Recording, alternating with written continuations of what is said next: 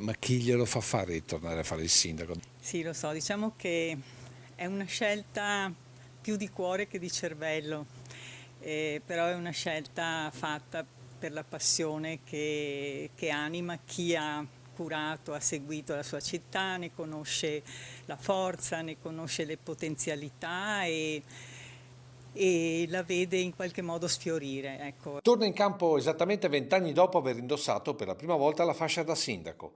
Maria Gomierato, primo cittadino dal 2000 al 2010, ha deciso di candidarsi dopo la ristrutturazione dell'ospedale San Giacomo con il passaggio all'Istituto Oncologico Veneto. Nel 2000 era uno scheletro di cemento con una gru abbandonata in cima. L'abbiamo lasciato nel 2010 un gioiello ricco di nuovi servizi, di grandi potenzialità, un orgoglio per noi.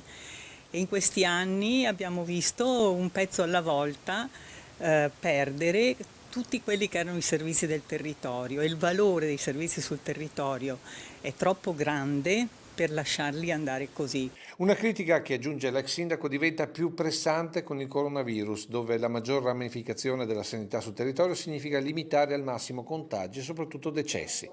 Ma sono diversi gli ambiti che Maria Gomierato vuole cambiare, tutti raggruppati in una sola frase. Aver visto una città come Castelfranco, piena di forza e di energia nel 2010, dodicesimi in Italia per qualità della vita, eravamo in vetta alla classifica, quello è stato un momento bellissimo e vederla oggi così non si può. Candidato non di un partito, ma di una civica che guarda, ma a quanto pare non ricambiata, al centro-sinistra. Una scelta già fatta in passato, sia quando ha vinto contro la Lega che successivamente proprio contro il centro-sinistra.